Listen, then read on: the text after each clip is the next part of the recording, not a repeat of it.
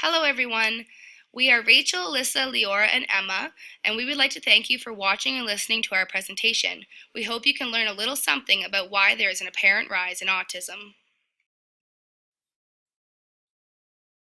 We are here to talk to you about the apparent rise in the cases of autism and its reasoning. We want to discuss the ongoing debate of whether autism is truly on the rise in terms of more individuals being born with autism, or if greater diagnostic measures have been developed to allow for a more accurate diagnosis. This is an important topic since there is a common misconception that autism is on the rise, when in fact it is not. Information regarding the topic of autism is more readily available today than it was 50 years ago, which makes it seem like autism is an epidemic of sorts. In reality, more research has been done, which is what led to the availability of information, and as another result of the extensive research being done, more diagnoses are being made. Autism is a spectrum disorder characterized by difficulties in social interaction, verbal and nonverbal communication, and restricted and repetitive behaviors. There is currently no pinpointed cause of autism that we know of, but there is speculation of genes and the environment influencing brain development as an underlying factor. Due to this knowledge, there are two common arguments.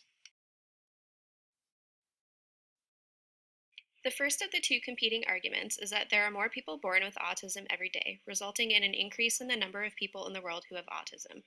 The second argument is that rates of autism have been steady in the past and just as prevalent in the present. However, it seems more prevalent due to advances in diagnostic resources, increased research, and more awareness.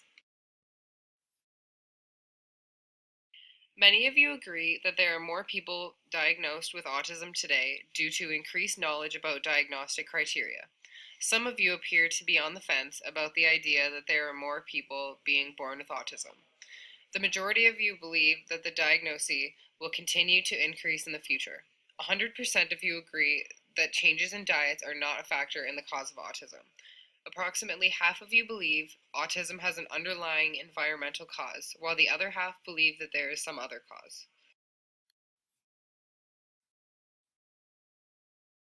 Following this training, you will further understand the apparent rise in autism. You will be able to list and describe two opposing opinions on the existence of the rise in autism. You will also be able to list several reasons why more people are diagnosed with autism each day. Lastly, you will be able to make an educated opinion towards the reasoning behind the apparent rise in autism. Current studies show a rise in diagnoses of autism over the past 10 years.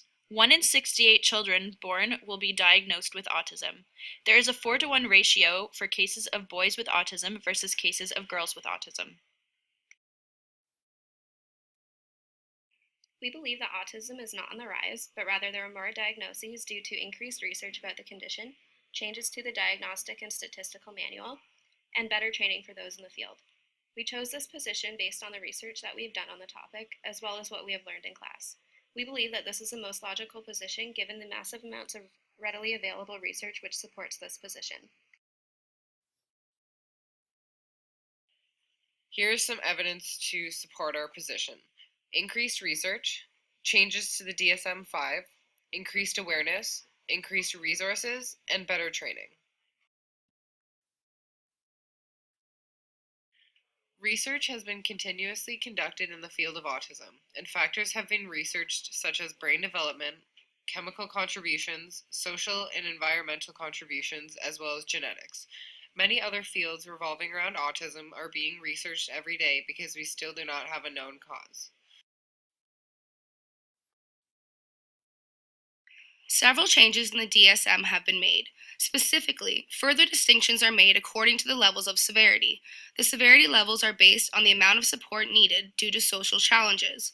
Now there is no minimum age of onset for autism. Symptoms can currently be present or reported in past history. Age of onset is no longer limited to age 3. Thirdly, the requirement of a delay in language development is no longer necessary for a diagnosis. Social communication disorder was also added to the diagnostic criteria. This allows for the diagnosis of disabilities in social communication without the presence of repetitive behavior. Changes have also been made to the domains in that there is no longer a triad of impairments. Social interaction and communication impairments were combined into one domain to form the impairment of social communication. Restricted and repetitive behaviors became the second domain. New categories were added to the domains in the DSM-5. For instance, hyper and hyporeactivity to sensory input or unusual interests in sensory aspects of the environment were added to the domain of restricted and repetitive behaviors. There was a change in the name of the disability as a whole category, and it includes an elimination of a few disorders.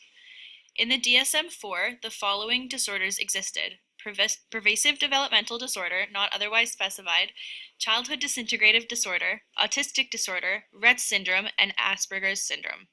In the DSM-5, Rett syndrome was eliminated, pervasive developmental disorder, not otherwise specified, childhood disintegrative disorder, and Asperger's were combined into one broad term, autism spectrum disorder.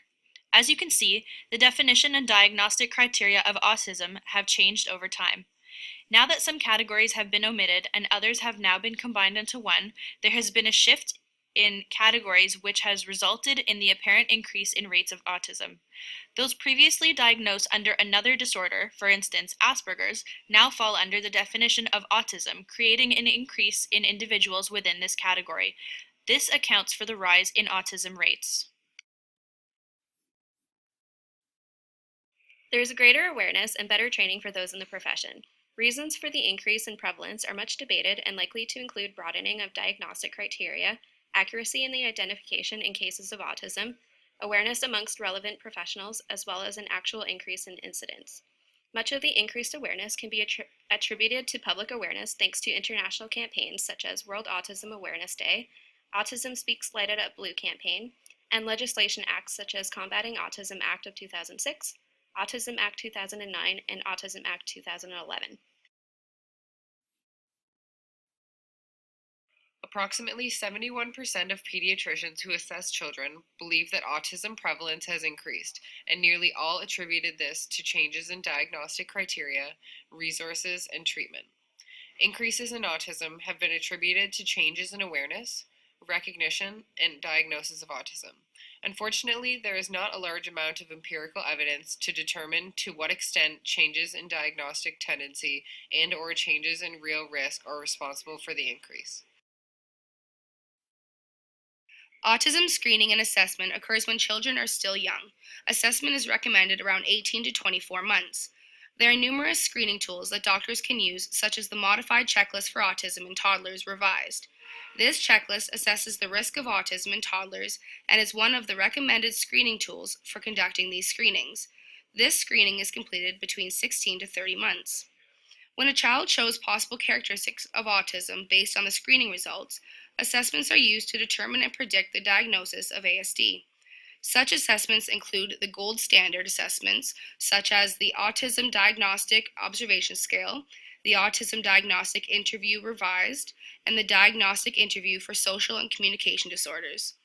Research shows that one of the main reasons why pediatricians don't automatically screen for ASD is because there is a lack of familiarity with the tools that need to be used.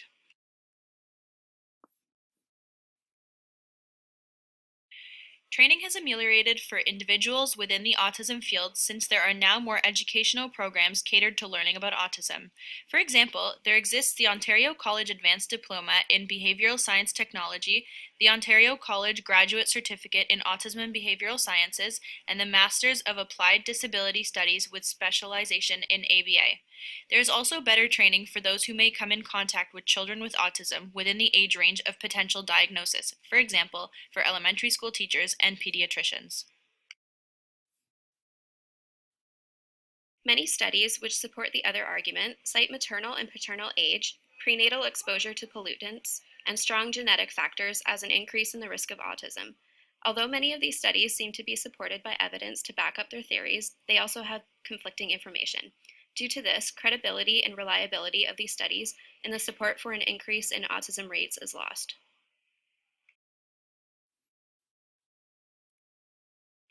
We need to be wary of certain positions on this argument. Correlation does not equal causation. In the graph, you can see that there is an increase in both the levels of autism and organic food sales. However, this does not mean that one is a result of the other.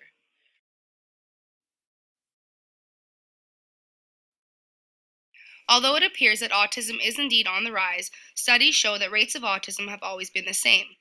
Research examined the prevalence of autism in adults in a community in England. Results showed that the prevalence of ASD in this population was similar to that found in children. This means that if adults show similar rates of autism as children do, this means that the rates have always been the same and there is no increase. A separate quote says they found as many adults as there were children walking around with autism, suggesting stable rates across generations.